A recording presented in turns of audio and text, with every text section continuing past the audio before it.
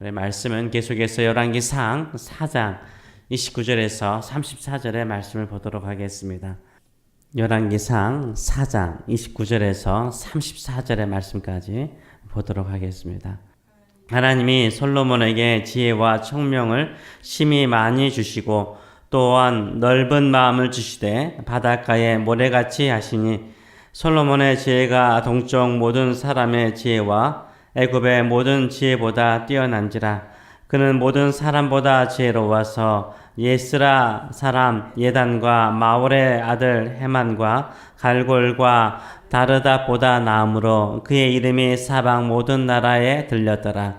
그가 잠언 3000가지를 말하였고 그의 노래는 1005편이며 그가 또 초목에 대하여 말하되 레바논의 백항목으로부터 담에 나는 우슬초까지 하고 또 그가 또 짐승과 새와 기어다니는 것과 물고기에 대하여 말한지라. 사람들이 솔로몬의 지혜를 들으러 왔으니 이는 그의 지혜의 소문을 들은 천하 모든 왕들이 보낸 자들이더라. 아멘.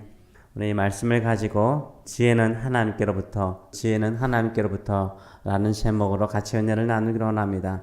오늘 본문은 솔로몬의 지혜가 어느 정도였는가를 설명해 주고 있습니다. 누가 솔로몬에게 지혜와 총명을 주셨습니까? 하나님이시죠. 29절은 분명하게 말합니다. 하나님께서 주셨다라고 말합니다. 하나님께서 주시면 어느 정도로 지혜를 주실까요? 조금 줄까요? 네, 하나님께서는 풍성하게 주십니다. 하나님께서 어떤 사람에게 뭔가를 주실 때는 넘치도록 주십니다.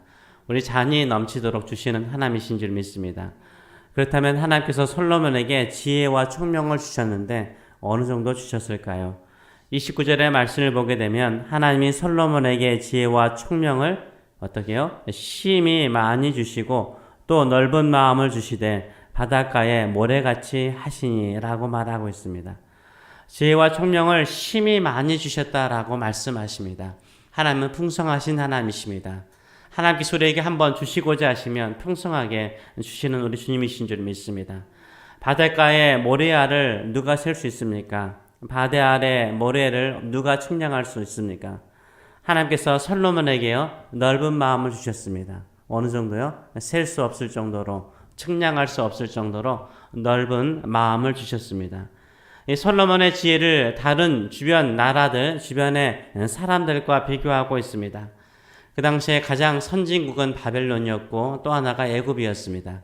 이 동방 바벨론의 지혜와 지식보다 솔로몬의 지혜가 더 뛰어났고 애굽의 지혜와 지식보다 솔로몬의 지혜가 더 뛰어났고 오고 오는 수많은 지혜로운 지혜자의 사람들보다 훨씬 솔로몬의 지혜가 뛰어났다라고 말하고 있습니다.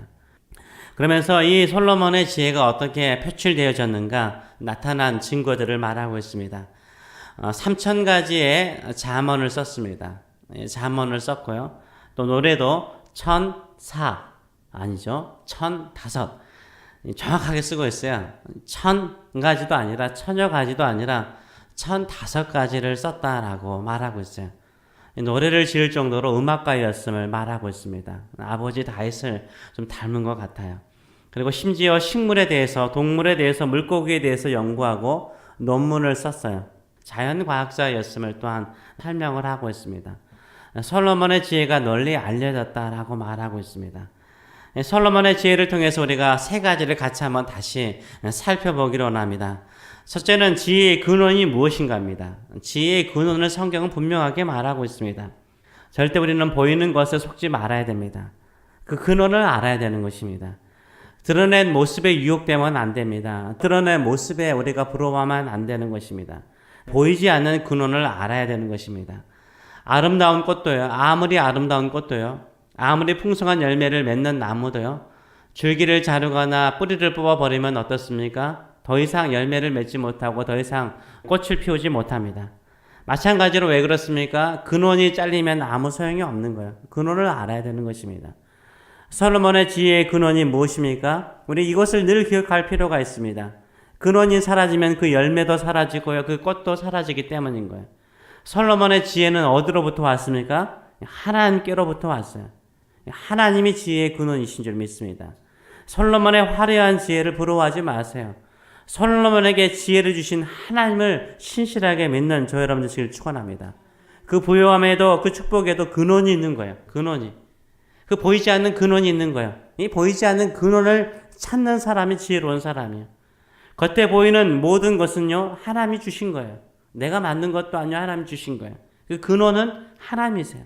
하나님을 신실하게 섬기는 저 여러분 되시길 축원합니다.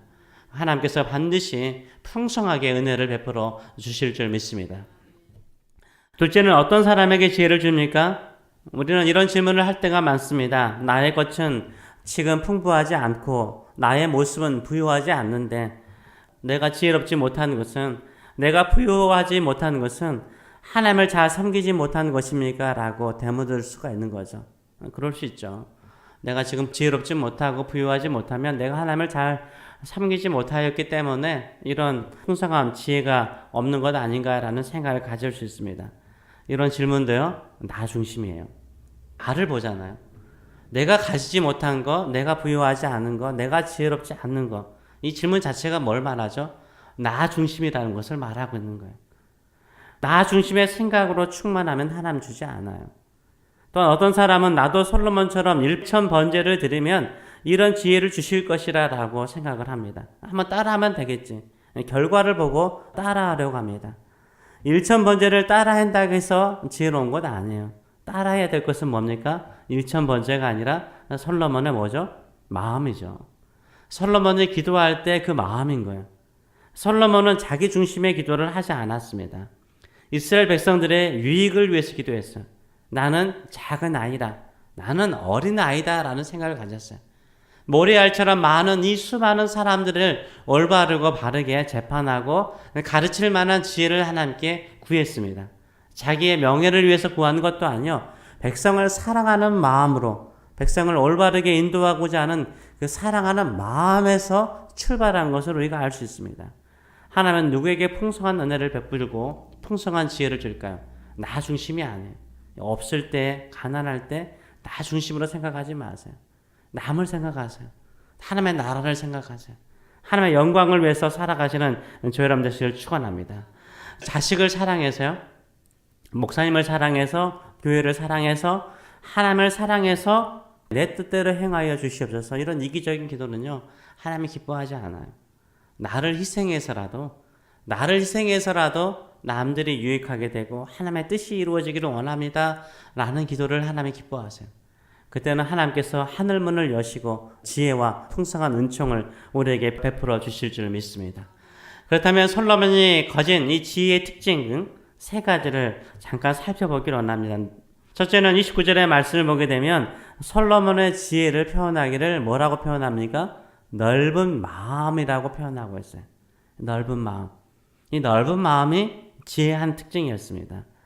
좁으면요, 빈곤해지죠. 생각이 좁거나 말하는 것이 좁아지면요, 빈곤해져요. 빈곤하면요, 어때요? 짜증나요. 분노가 많고요. 또 그것을 날카롭게 표현하는 경향이 참 많습니다. 그러나 넓은 바다는 어떻습니까? 넓은 바다는 세상의 모든 쓰레기가 다 바다로 모이잖아요. 수천 톤이 바다에 쓰레기가 있어요. 그럼에도 불구하고요, 약간은 오염됐겠지만 오염을 정화시키죠. 그래도 세상을 정화시키잖아요. 그리고 수많은 생명들이 아직도 바다에 살고 있지 않습니까? 하나님의 마음은요, 하나님의 지혜는 넓은 마음이에요. 하나님의 사람들이요, 넓은 마음을 가지시는 저 여러분 되시길 축원합니다.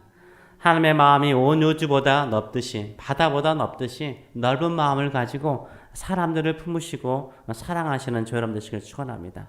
악한 것을 보복하려고 하지 마세요. 그건 좁은 마음이에요. 악을 이기려고 하지 마세요. 그건 더 좁은 마음입니다. 선으로. 하나님은 선하십니다. 하나님의 방법은 선입니다. 선으로 악을 이기시는 넓은 마음의 사람이 되시길 축원합니다. 솔로몬의 지혜의 특징이 또 나오죠. 그것은 지성과 감성의 조화입니다. 32절의 말씀을 보게 되면 잠언 3000가지를 말했대요. 지성을 말하죠. 그러나 노래도 지었어요. 노래 몇 가지요? 1005가지를 지었다라고 말하고 있어요. 노래를 1005가지나 지었어요. 쉽지 않는 거죠. 지성이 강한 사람은요, 이상하게 감성이 약할 때가 참 많습니다. 그렇죠? 너무 똑똑한 사람은 감성이 약해요. 너무 논리적으로만 사람들을 평가하고 사회를 보는 경향이 강하죠. 또 감성이 너무 풍성한 사람은 또 어떻습니까? 지성이 약해요. 논리적으로 좀 판단하고 평가하는 그런 능력이 떨어질 때가 많습니다. 하나님이 솔로몬에게 주신 지혜는요, 지성과 감성이 조화를 이루었어요. 지성과 감성을 같이 조화를 이루는 저와 여러분 되시길 축원합니다. 어떤 신앙생활을 하는 사람은요, 성경만을 파헤쳐요. 지성적이에요. 되게 논리적이에요. 근데 감성이 없어요. 찬양을 왜 해? 왜 손들고 찬양을 해? 감동이 없어요. 감성이 약해진 거죠. 찬양을 또 뜨겁게 하는 사람은 성경을 안 봐요. 기도도 뜨겁게 하는데 또 성경을 안 보는 사람이 있어요. 성경을 연구하지 않으려고, 공부하지 않으려고요. 그건 지혜로운 건 아닙니다. 우리는 하나님의 말씀도 뜨겁게 배우고요. 또 찬양할 때라든지 노래할 때는 뜨겁게 또 찬양하시는 지성과 감성의 조화를 이루는 지혜로운 사람이 되시길 축원합니다. 아멘. 또 한 가지는 뭡니까? 솔로몬은 자연과학자였어요. 하나님께서 만드신 자연에 대해서 계속해서 연구하고 그 특징들을 발견해서 사람들에게 널리 알려주었습니다. 이게 얼마나 지혜로운지 모릅니다. 우리는요, 하나님의 형상으로 창조된 인간에게도 관심이 있을 뿐만 아니라 하나님이 창조하신 자연 만물을요, 소중하게 여겨야 돼요. 이걸 썼다는 것은 관심을 줬다는 거예요. 식물이라든가 또 짐승에 대해서 또 물고기에 대해서 글을 썼다는 것은 관심을 가졌다는 것입니다. 또 자연 만물들이 파괴되어지고 있습니다. 거의 다 인간의 이기적인 마음 때문에 자연이 파괴되어지고 있습니다. 하나님의 아버지께서 이 세상의 모든 것을 창조하신 창조지심을 기억하며 아름답게 잘 돌보시는 지혜로운 자가 되시는 저 여러분 되시길 축원합니다. 아멘. 지혜는 어디로부터 옵니까? 하나님께로부터 옵니다.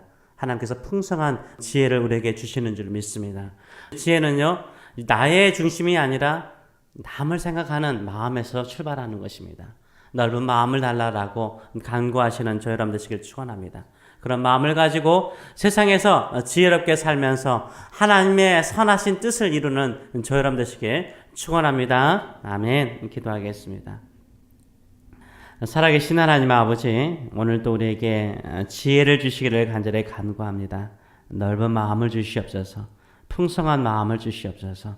사람을 대할 때에도 넓은 마음으로 품어서 그 악한 것도 그 못된 것도 다 녹여버리고 정화시키고 깨끗하게 만들 수 있는 지혜로운 저희들의 삶들이 될 수 있도록 인도하여 주시옵소서. 우리가 지성과 감성이 조화로운 자 되게 하여 주시고 또 하나님이 창조하신 자연 만물과 또 모든 것을 조화롭게 살면서 하나님의 관리자로 세우신 자의 사명을 감당할 수 있는 지혜자들 될 수 있도록 인도하여 주시옵소서.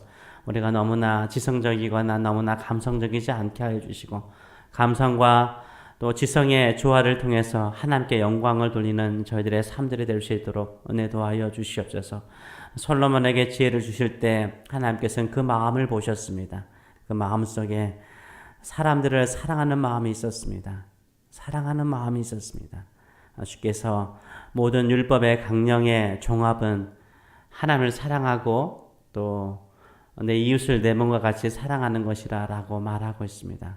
누가 지혜로울 수 있습니까? 주의 말씀을 따라서 하나님을 진심으로 사랑하고 정성을 다해서 사랑하고 또 이웃들을 정성을 다해서 사랑하고자 할 때 하나님께서 넓은 마음으로 지혜롭게 하시는 줄 믿습니다.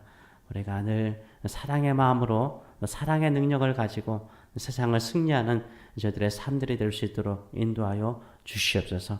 그래서 지혜가 사랑인 것을, 사랑이 지혜인 것을, 모든 것을 이기는 것인 것을 우리가 늘 깨닫고 사랑의 사람, 지혜의 사람, 모든 것을 풍성하게 만드는 사람들 될 수 있도록 축복하여 주시옵소서. 감사드리며 예수님의 이름으로 기도합나이다. 아멘.